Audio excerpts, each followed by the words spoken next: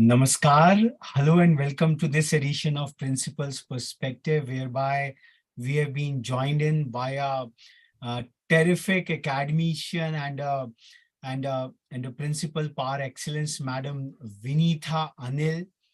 And to give a brief background of hers before we start a relaxed conversation with her and seeking her perspectives on a vast milieu of affairs. Madam Vineetha Anil is a triple postgraduate in the triad of economics, public administration, and education. That makes her a very uniquely placed principal in the entire tribe of, I would say, who are driving, who are nurturing the future of this nation. Madam Anil is a passionate educationist with a varied experience of over 2.5 decades in the field of education.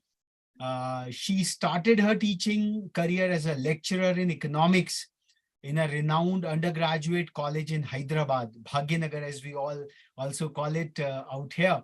She continued to work in the same capacity in various well-known institutions like Jyoti Nivas Degree College, Xavier Institute of Management and Entrepreneurship, to manage a few, even after moving to Bangalore. So that would be our very fine query and her perspective as to how she graduated from a higher education domain to the domain of schooling. So that's perhaps a very wonderful journey what Madam Anil has. She's a rank holder in the Bachelor's of Education from Bangalore University. She was ranked 7th in her qualifying examinations out there. And she moved to teaching at school level as she believed in transforming the lives of the younger generation, and her dedication and integrity towards her profession and student community helped her grow faster than expected, which gave her an opportunity to head a renowned CBSE school in Bangalore as a principal for almost 7 years. She also held the esteemed position of Associate Academic Director at a chain of schools in Bangalore. A continuous learner, as we started off, that she is a triple postgraduate in economics, public administration, and education. Quite a mix of diverse fields, and we would be asking her in this interaction as to how she converges, how she brings the learning nuggets from these three fields to her unique style of administering and nurturing the learning community at Primus Public School, Bangalore, where she is currently serving as the Honorable Principal. She is also pursuing her doctorate in education from one of the renowned universities in the country, and she happens to be a certified design thinker from the Indian Institute of Technology, Delhi. And she has conducted several training programs for teachers, students, and other professionals on design thinking and innovation. soft skills and other pedagogical tools. And last but not least, Madam Anil is a strong votary of that discovery of one's strength leads to progressive transformation. So एक आचार्य की जो परंपरा भारतवर्ष में रही है, leading by example, and Madam Anil is quite exemplar of that perspective. And for our viewers as to what this entire series is all about, in our intro note, we have been talking that principals, being the community leaders par excellence, they nurture the future of the society, instilling values and vision with vitality. They are privy, that's why they are privy to a privileged and principled perspective, which somewhere needs to ample amplification. Their voice needs to be heard in the common parlance out there. So we have curated this special engagement series whereby we are trying to listen and know about their leadership persona, their visions, motivations, aspirations, challenges, approaches on a wide variety of issues concerning the future of India in a relaxed, comforting conversation. I would welcome Dr. Surbhi, the president at Rethink India, to formally welcome Madam Anil, and we start today's conversation. So it is a great privilege and honor to have on board Madam Vineetha Anil, Honorable Principal, Primus Public School, Bengaluru, on this Principal's Perspectives talk show. And it's a way to unravel the beautiful and precious nuggets of wisdom which our edu leaders, our principals are garnering, and they are sharing with the community. It's a moment to learn for us all from you, madam. So welcome you, madam, on this show, and I think Raghav, you can take it forward. Yeah, so the first I would say the first curiosity we wish to understand as to how come from the higher education spectrum to the schooling space, and how are you finding this transition going forward? Okay, first and foremost, thank you so much to both of you for having me on this session, and for giving me an opportunity, and for considering me equally appropriate to be addressing in this session. I'm indeed privileged, and thank you so much for the lovely introduction and for the warm welcome you've given me. Yes, to answer your question, yes, the transition has been very interesting, but nevertheless related to my passion, because as a child, I always grew up with just one thought, that I'll grow up to be a teacher.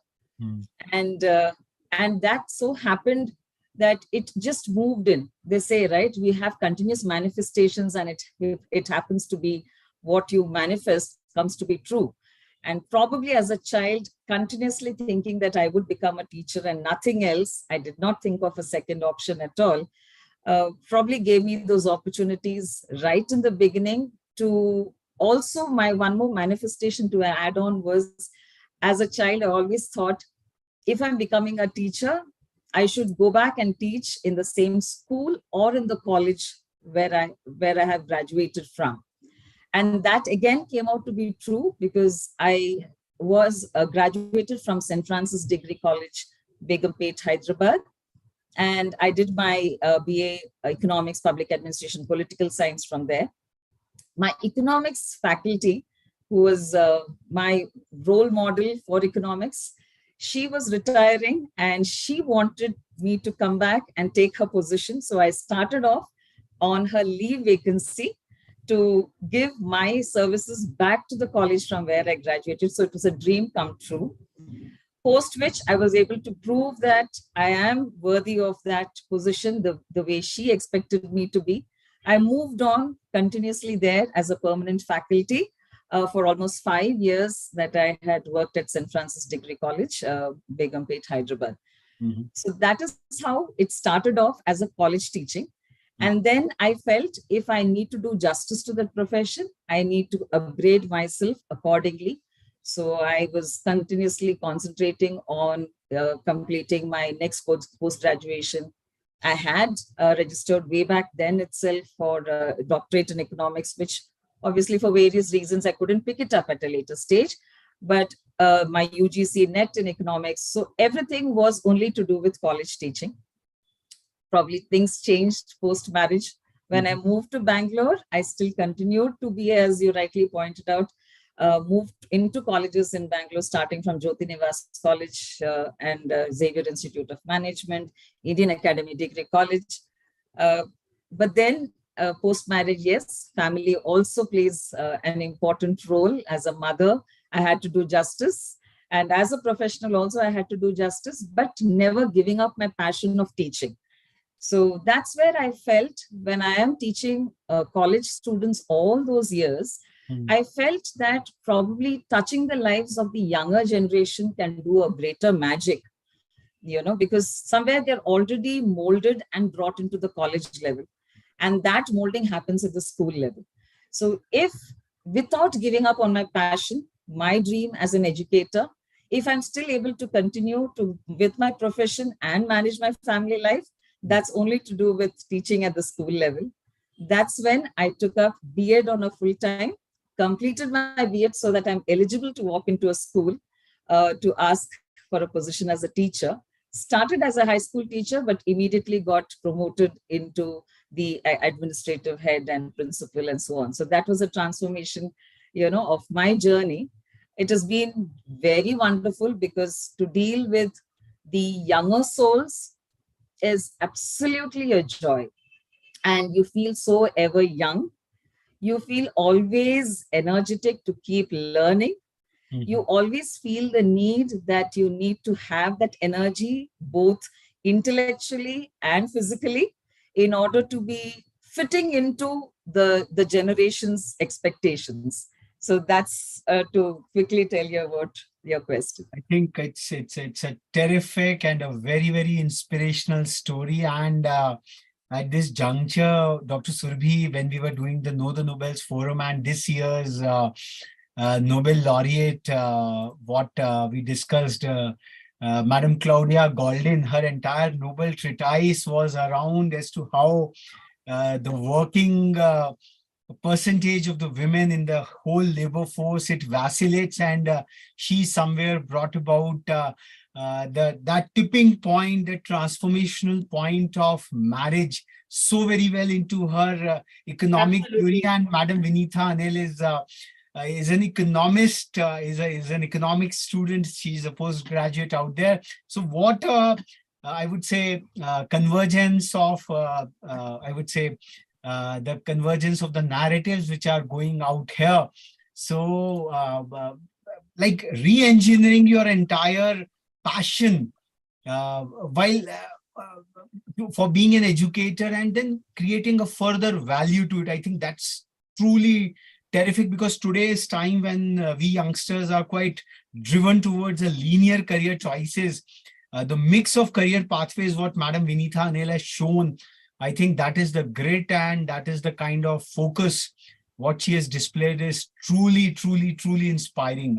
Thank you so much, ma'am, for this. And just telling you how this story of yours, you inspire your others, I would say the other colleagues, your faculty members, and especially the elderly girls who are in the higher ages. How do you bring about this life experience of yours with the senior students at your school? That would be quite lovely to know from you.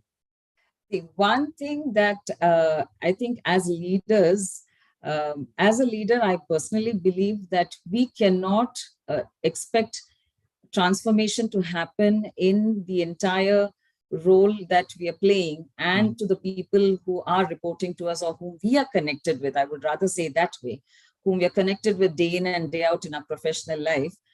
We cannot expect that transformation if I say that I have to be the only person who has to do it. So it has to seep into everybody, and teachers play a major role. And I, through my sessions with my teachers, I keep telling one thing that I believe very strongly, and I do it in all my meetings, is share your stories. It is so important to share your stories, your personal stories, your professional stories. It can be anything.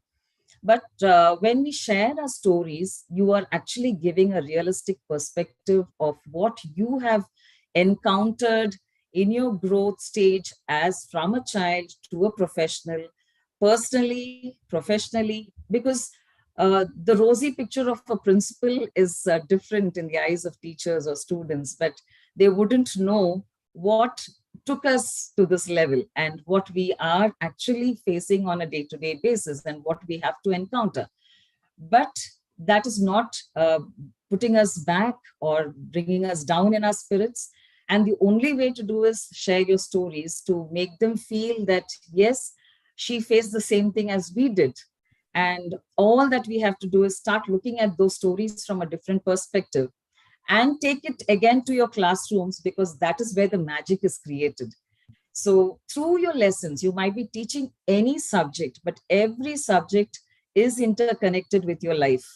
And if you're able to bring in those stories, weave it beautifully and present, even if it is math, numbers, even it can be a subject like social science, or it can be a science subject or English, it can be anything. If I am able to weave it up with wonderful stories and then put it across, children actually feel the need why they're learning it and what is the real thing they are going to face in life. What are they preparing for? The whole purpose behind education becomes more meaningful rather than just the context of the content knowledge that probably, we have been delivering. The whole perspective changes, it changes the meaning, and it changes their idea of what their goals should be. So that's how I've been doing it. What a That's really terrific great. way of Yeah. invoking a very, very authentic experiential learning by sharing your very own life stories, being authentic to the students, because then they look up to you and then they aspire as to how to take on the challenges, the twists and the turns of life.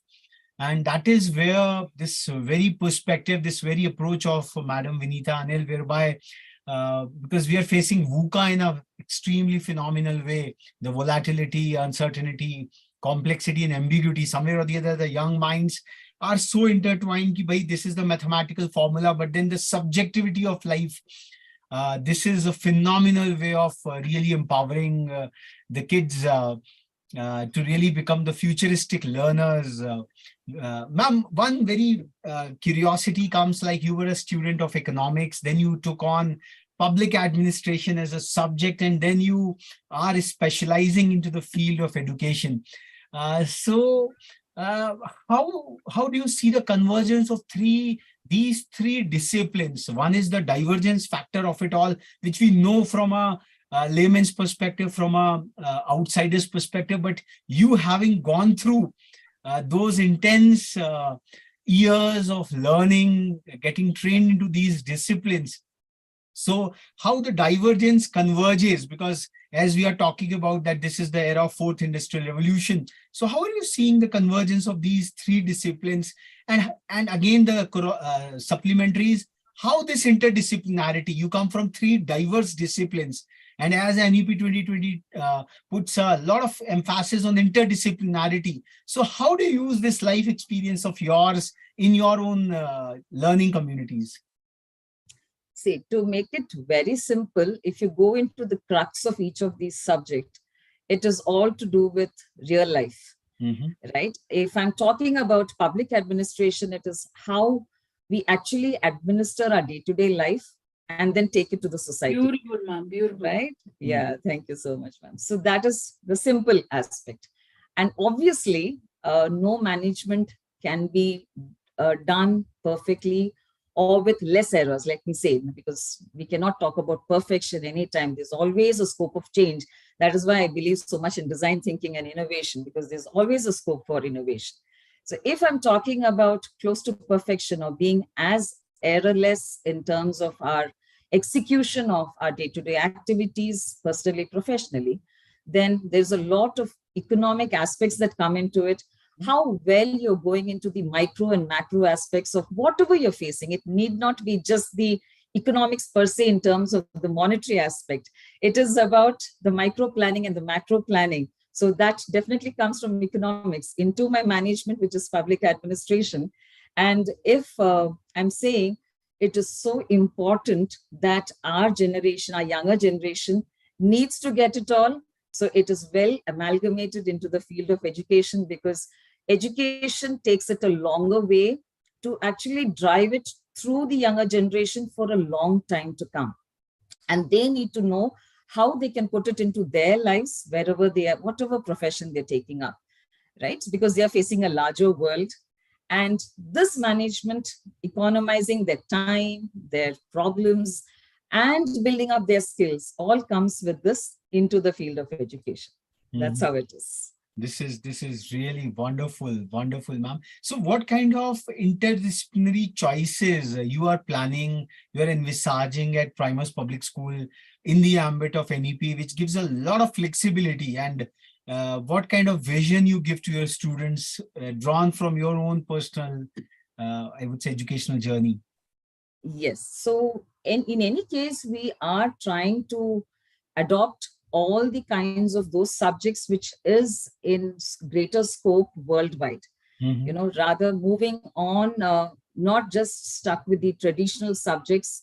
I wouldn't say that they are not good, but giving a larger perspective to the children, to start making them understand that beyond just the traditional thought process of science, physics, math, or biophysics, math, and so on, which has been traditionally weaved into our minds by our parents and grandparents. You know, there is something more to it. And if they need to get a hold or an exposure to that, we are bringing in subjects which is again definitely there in the educational market today and the corporate world today, which is psychology, subjects like global perspectives, which has already been there as part of the Cambridge syllabus. So we are looking at, apart from all these, we are also making sure that we are giving the students all the freedom. See, where we restrict them and we tell them what our thoughts are and make them do only what we want, then we are narrowing down their creativity. So allow them to explore what is their area of interest, ask them to brainstorm, come back with A to Z planning of whatever they want to do, then come to me for just a fine tuning with me and the teachers, and all of us sit together, fine tune, you do the planning, implementation, everything. And then you see that the entire transformation of the child has already happened, because they've learned several things, starting from team building to decision making to critical thinking, problem solving. You mention it, all the 21st century skills have already come into the children, including their writing and reading skills. Because if they need to put down a business plan to come to me and tell me, ma'am, this is what we want to do for the school and for the society at large, it has to be neatly penned down. So when we are giving the 100% freedom with complete confidence in them, I think they automatically bloom. We don't have to do anything more. Phenomenal. Ma'am, you have been a guide for around 30 women students while being at Jyoti Nivas College in their entrepreneurial development. That was way back 20 years back, we can say. So how have you witnessed the evolution of the entrepreneurial climate in the country as a whole and Bengaluru in particular? So that would be a nice time, I would say, time span in the entrepreneurial culture. And where do you see this entrepreneurial culture, this startup thought process? Because the convergence of all human endeavor at the end of the day is to create an enterprise, whatever, especially for the students, the career choices eventually we are delivering out there. So how, just share your journey regarding that, your perspectives on the entrepreneurial.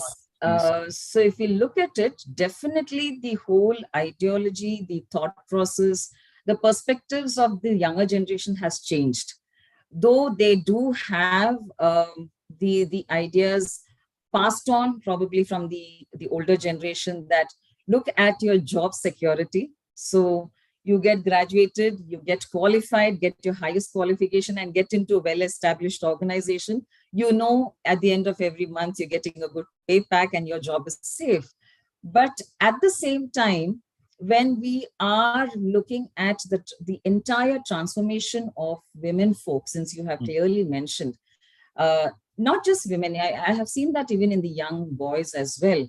where the pressure, especially in Indian society, is that the boy has to grow up to get a good job because he would be managing the family as a head of the family, and that cannot easily get wiped out.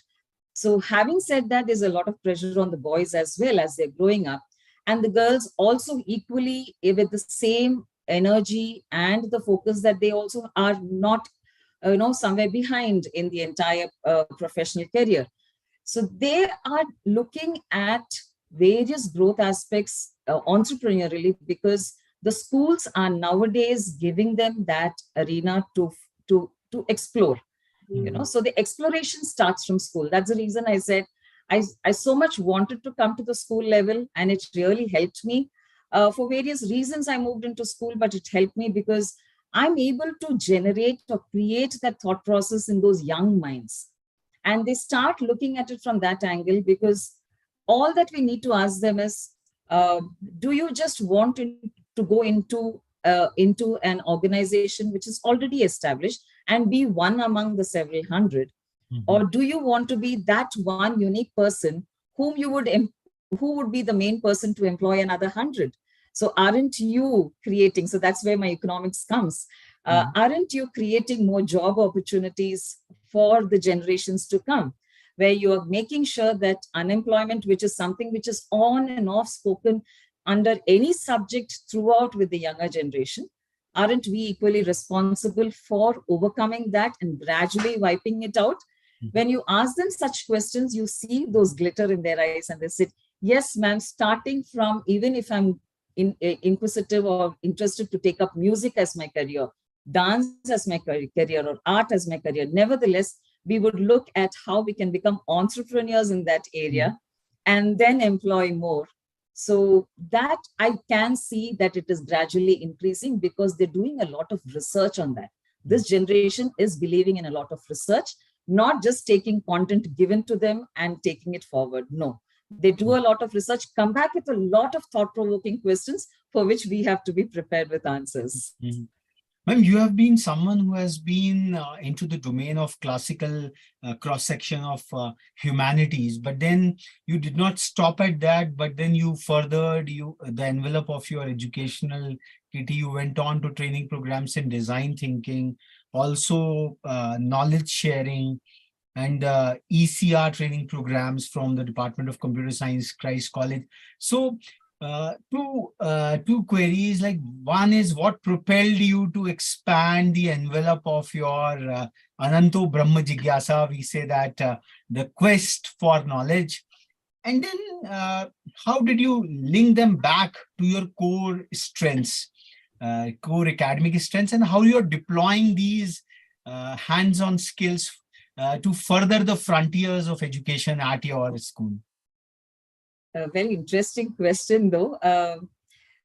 If I'm looking at that, I think it is purely, it started off just because I have a craze for learning.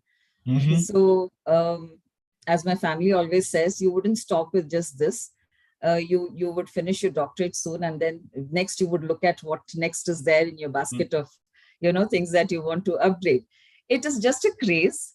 But when I sit back and when at some point in time or the other, when I look at it, that craze has actually enhanced a lot of skills in me, which I myself did not know probably as a child. It just came as a craze because my parents, my grandfather was a national award winner way back, several years back, for a best teacher. So probably teaching has been in the blood. And it moved on. So all that was told to me by my father was just keep learning and keep upgrading your knowledge. And probably as a child, I never knew it, but I did it because we are those obedient children. And that has actually helped me because first thing as a leader, I felt the confidence levels that I'm having to face any crowd, any challenge, anything that comes my way. It doesn't jitter me because I'm confident that I'm able to take it. And that probably gave me a 360-degree perspective, saying that if I need to address and cater to the requirements of a larger crowd, because I'm not a leader of only the humanities group, I am a leader for a larger crowd.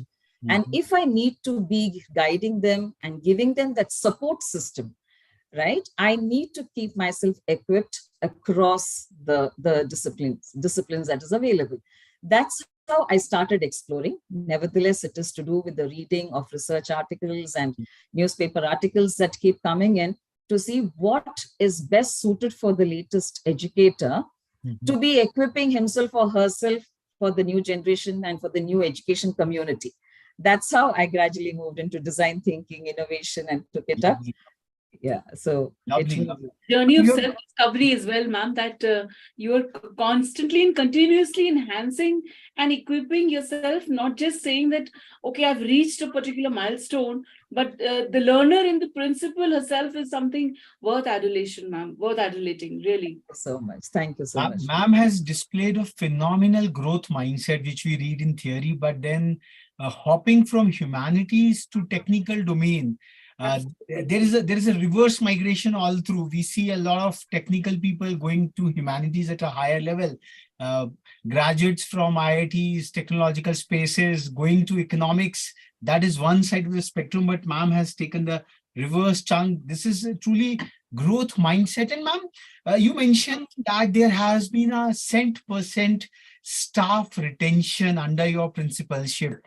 So, how has this growth mindset of yours helped you to, I would say, pass on this contagion for chasing excellence?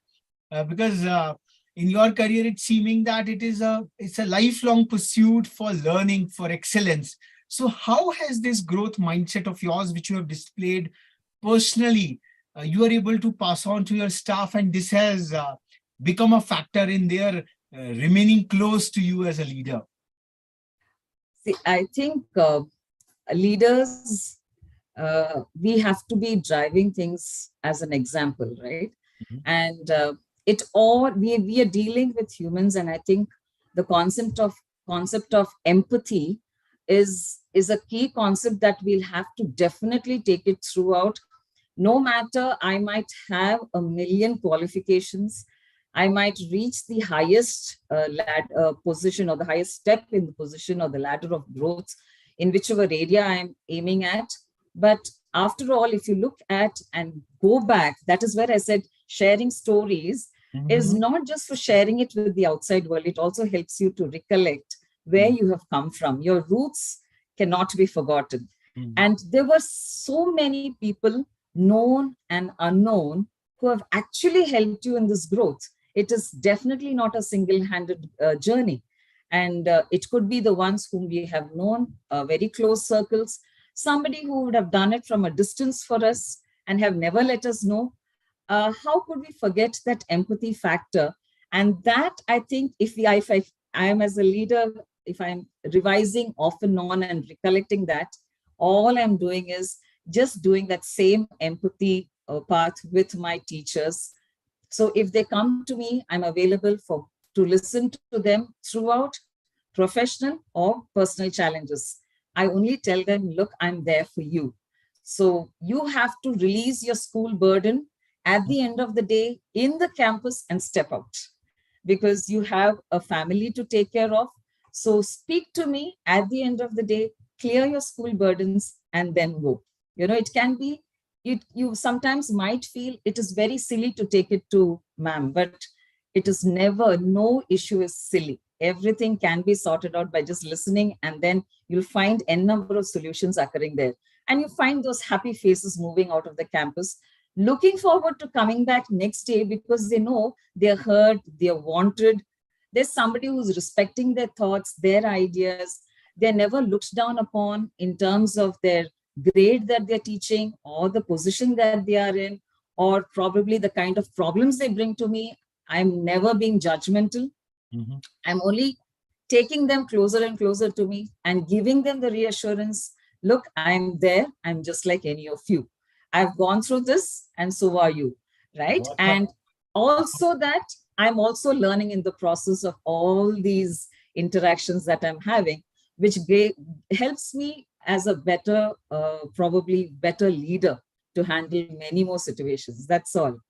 Dr. Surbhi, what a remarkable combination of empathy, the emotional part of it all, True, true, while true. being a towering personality on the intellectual frontier. So her intellectual accomplishments have nowhere dampened her emotional self.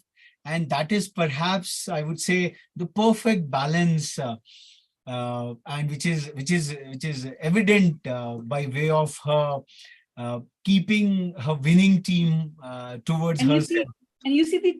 the classic combination and triad of the intellect with the empathy and the humility, you know. Hmm. Madam And says it that's where her so. names, वो कहते हैं ना कि Vineetha, Vineet, the humility, it just वो यथा नाम तथा गुणा, what It we takes call it you a in very, Sanskrit. very long way. These are the roots to a great organizational building, and I'm sure that Madam's staff members would be so very well, learning and getting inspired from Ma'am each day, each moment.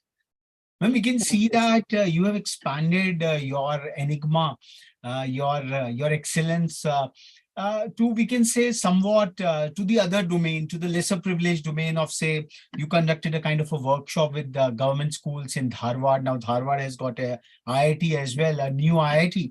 So what led you to share your experience with the educators out there? Tell us more about expanding this contagion of excellence, expanding this entire, I would say, the whole bouquet of offerings what you bring as a phenomenal educator and an edu leader to the larger community. Yeah. So there again, I think I'll take myself back to my childhood. Childhood, in the sense, I've always had an inclination to do something for the lesser privileged, or that community who are who equally have rights just like us, but for various reasons are not able to get the privileges that we have. And so I took it up more seriously when I was in St. Francis Degree College as a student. And that's when I started my journey as a social service candidate. So I was completely into a lot of social service activities, interacting with AIDS patients, interacting with leprosy patients, interacting with jail inmates. And then we went ahead and our college adopted a slum, which was just behind the old airport of Hyderabad, the Begumpet airport. So it was a huge slum. It is called the Rasulpura slum. I do not know how it is now, but way back then it was in a very bad condition. So as a student itself, I used to spend most of my time there, actually interacting, sitting with the residents of that slum, understanding what women faced. So I had started off various schemes for them with the help of the local banks, so that they are all actually very skilled.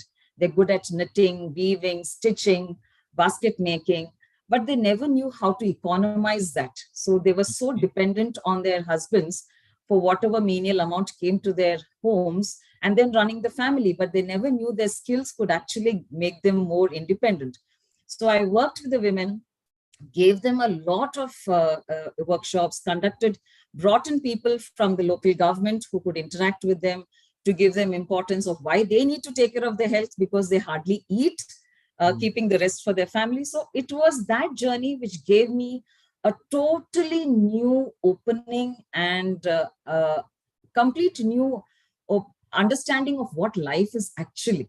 Because I felt then that I was so much more privileged, and I was probably in a very elite group when I'm comparing myself, to those children who were there, teaching the young children of the slums dance, music, the day-to-day academics. I learned the local language as I grew up in Hyderabad. So speaking in Telugu, teaching them Telugu, it was so much of a joy that no money could give me. And that is where I carried it forward. And I said that if I'm becoming an educator, that my education should have a meaning, and it cannot be restricted to the walls of the school or the institution that I'm working. Yeah, I'm staying in an urban place, so I would go into an educational institution, which is an urban institution. But But nevertheless, I cannot restrict my knowledge giving only to that four walls of that institution. It has to go beyond. And I think COVID hit us all really hard, but there was a positive side of it because we could reach larger groups through online platforms. That's where my journey to reach out to the underprivileged and several more came up. And there I realized that I'm able to connect with them through too, even though it's online. So it is all about the mindset. It is all about how you connect with the hearts. It's all about understanding them. So no platform actually stops you from doing your transformation if you believe in it. Phenomenal, phenomenal. In fact, it is the expansion of the empathy, not just in her own work area. And we guys have all got reared with this Gandhiji's talisman, which used to be printed on all the NCRT books. And I would like to use this session and forum to say that truly, Madam Vineetha, Anil has displayed to be a manifestation of this very talisman, which happens to be one of the last notes left by Gandhiji in 1948, very well before his assassination on 30th of January, expressing his deepest social thought. I will give you a talisman whenever you are in doubt or when the self becomes too much with you. Apply the following test. Recall the face of the poorest and the weakest man or women whom you may have seen and ask yourself if the step you contemplate is going to be of any use to him or her. Will he or she gain anything by it? Will it restore him or her to a control over his or her own life and destiny? In other words, will it lead to Swaraj, freedom for the hungry and spiritually starving millions? Then you will find your doubts and your self melt away. I think it is this Gandhiji's talisman, his Anasakti Yoga, which he was one of the foremost forebearers of, what Madam Vineetha Anil has truly shown through her Sahaj in her own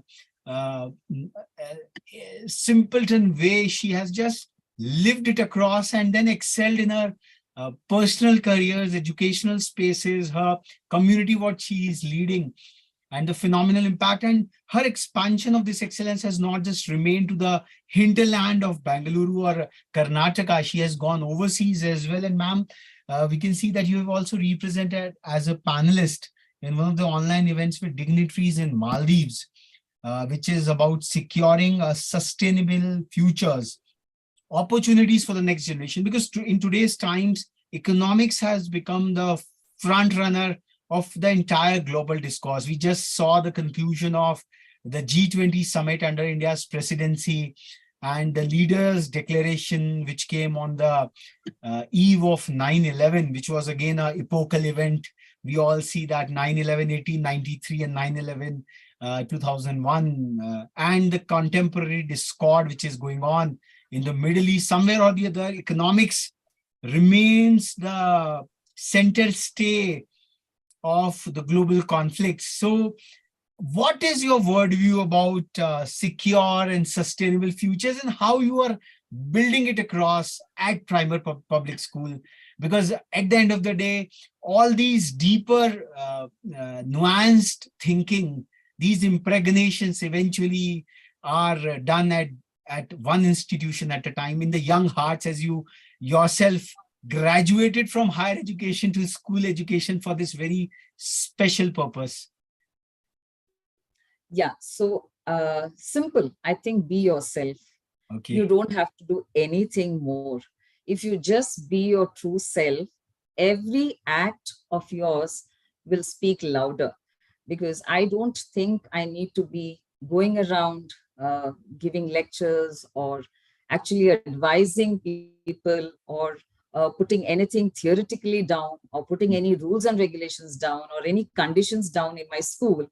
All I have to do is, if I'm being myself and treating every single person in my campus, of my school, starting from the security at the gate, to the housekeeping staff, to the admin and teachers, students, everybody alike, because each and every individual plays so much of an important role for who I am in that institution.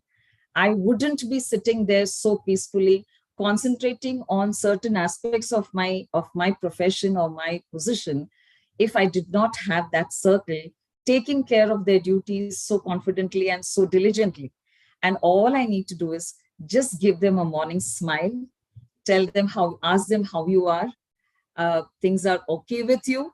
Just these few sentences makes a world of difference to them. And they get so rejuvenated to be there for you, asking you for more work, asking you whether this is all that is enough for the school, and ready to be working round the clock with absolutely no monetary expectations. We all work at the end of the day. Our idea is to get some monetary benefit, no doubt.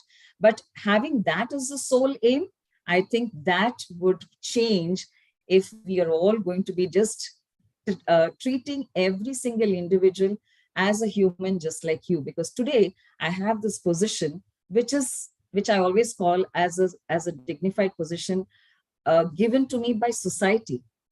Ultimately, I'm a simple human. Today I have this position, tomorrow I do not, but I'm still having my relationship with the people. And that plays an important role. It automatically does, I think, everything else without being told. I think Madam Vineetha Anil has encapsulated the entire complex treatise of the global conflicts which are happening, like be yourself. With this mantra, I think when we try to impose upon our own will, upon our near and dear ones, upon the community what we lead, so the empathy and the freedom to give to others to being themselves, and as Madam lives by the dictum that discovering of one's strengths leads to progressive transformation. So it is truly in that Indic spirit, the Indic paradigm of exploring your own oneself, being oneself, and then you radiate, you reverberate with the cosmic rhythm, then you create the very positive vibes all through. I think there could not have been a better end word what Madam Vineetha Anil has given us in this principles perspective. And this is a golden perspective for one and all. And that is what, right from a small school community, it can really help handle the global conundrums, the global conflicts, what we are facing today. Thank you so much, ma'am, for being with us and sharing your deep insights, sharing your living stories, and very frankly, because you have lived them with authenticity. There is no difference between the inner self and the outer exposition, and that is what makes Madam Vineetha Anil a truly photogenic personality, as we have chosen to call in the Rethink India parlance. Thank you so much, ma'am. And we hope that this contagion of yours, by way of this medium, it spreads far and wide. And it has been a truly terrific session. Dr. Surbi, some closing words of yours.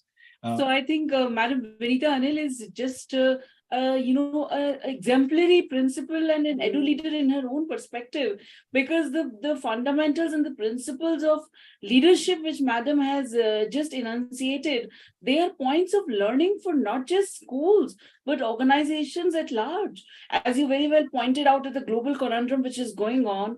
So this is the empathy, the humanitarian aspect, the relating to the other person, how he is placed in his perspective, laying the context, when teaching students, giving them the multidisciplinarity, sharing your own examples, anecdotes, life incidences. This is something truly experiential and, personalized learning, where the Guru Acharya Parampara is truly exemplified. It's really a privilege for us to be on board with you, ma'am, and have had this lovely illumining session. Thank you so much. Thank you so much. And I really feel honored to be on the session with both of you. Thank you for having me through the session and for listening to me and, giving me the opportunity to share my perspectives and my ideas. Thank you so much.